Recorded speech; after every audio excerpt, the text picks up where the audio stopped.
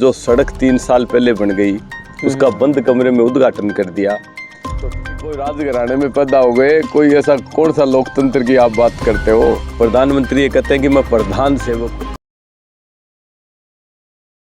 और हमारे साथ में युवा नेता है बबलू जी चौधरी। चैनल की तरफ से आपको जन्मदिन की बहुत बहुत बधाई। धन्यवाद साहब। झुंझुनू के जो लोग देख रहे हैं आपको, उनको आपके अब जन्मदिन के ऊपर 2 बात शब्द कहें आप। मैं तो यही कहना चाहता हूँ कि मैंने तो मेरी ज़िंदगी में कभी जन्मदिन मनाया नहीं। आज ये सारे भाई आगे बैठ गए, मैं तो सादगी से रहना चाहता हूँ और इनको यही कहना चाहता हूँ कि जन्मदिन केक वेक और ये विदेशी कल्चर है, अपनी संस्कृति ऐसी नहीं है।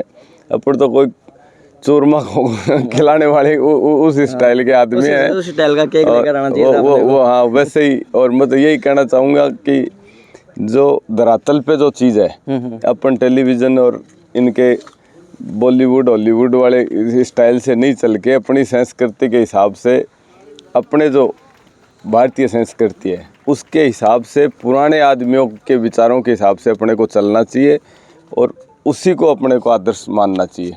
बिल्कुल बिल्कुल। उसके अलावा जितने सारे युवा लोग हमारे साथ में इकट्ठा हुए हैं वो बबलू जी के साथ में हैं, और वो इनकी जो क्वालिटीज़ है वो किसी कांग्रेस बीजेपी के लिए नहीं है। वो भाई साहब की अच्छी बातें उनको देखकर इनके साथ में मौजूद है। ये रोड वाले जो मैटर निकल गए हैं उनके बारे में आपका क्या कहना है?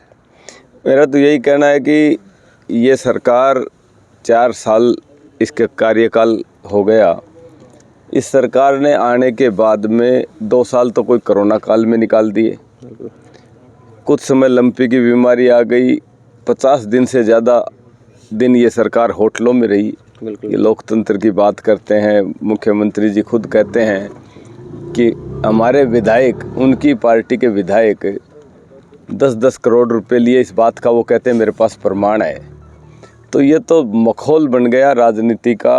एक पहली बार 75 साल देश के आज़ाद होने के बाद में ये पहली बार सुनने को मिला कि उनकी सरकार के, अपोजिशन ने नहीं की कोई, उनकी सरकार ने सरकार गिराने की और मंत्री पद पाने के लिए हमारे यहाँ के विधायक दिल्ली जाके बैठ गए, अपनी पार्टी के खिलाफ हो गए। तो ये तो पहली बार देखने को मिला है। और इनकी सोच, और ये गाड़ी में पत्थर लेके घूमते हैं, नाम लिख देते हैं साहब विजेंद्र जी ओड़ा, राजबाला जी ओड़ा, अमित जी ओड़ा।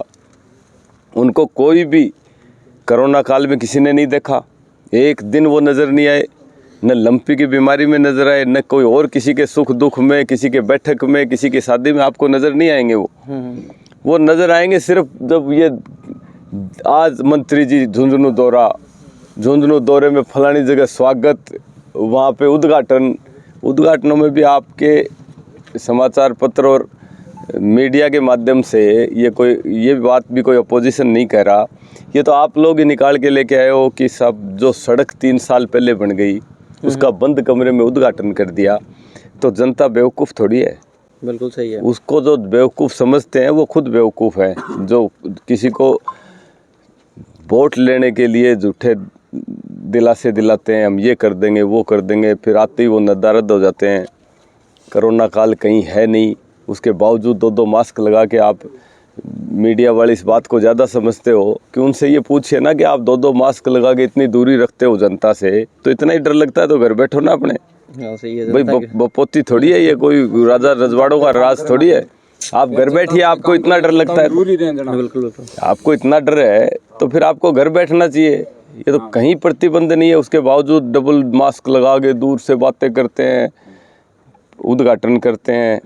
बस उनसे इससे ज़्यादा मैं तो यही कहना चाहता हूँ कि चलो विपक्ष है, विपक्ष की बुराई भी करते हैं, सब कुछ करते हैं, लेकिन मेडिकल कॉलेज और ये जो इश्यू हैं अपने बिल्कुल सीकर में आप देखो मेडिकल कॉलेज बन के तैयार हो गई, चूरू की आप देख लीजिए, फिर अपने यहाँ की और राजनीति हो रही है, उनका राज है, वो मंत्री हैं और इससे आगे क्या बनेंगे वो।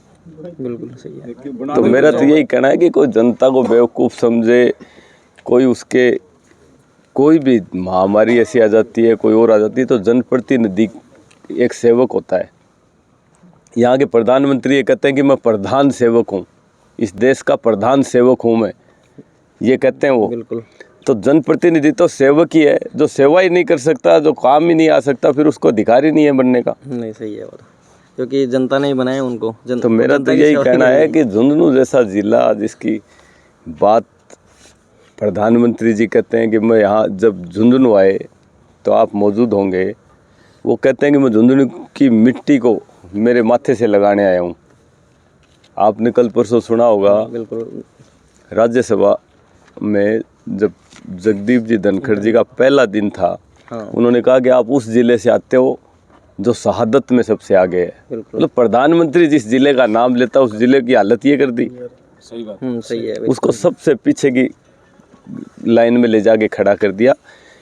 कभी भी आप ये देखिए, पूरा इतिहास उठा के देख लीजिए, 14 वर्ष से वो लगातार एमएलए हैं।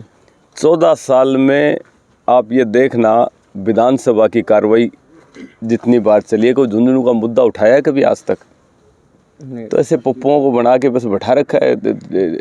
वो बन गए, ठीक है, एक उनका घर बड़ा था, नाम बड़ा था, बन गए, लेकिन कर्म भी बड़े होने चाहिए। सही है। जनता जब मानती है, बड़े पेड़ भी बहुत हैं, बिल्कुल। है ना, तो बड़ा है तो फिर उसको बड़ा बन के दिखाना चाहिए कि साहब मैं इसलिए बड़ा हूँ, मैंने इस ज़िले के लिए ये किया वो किया।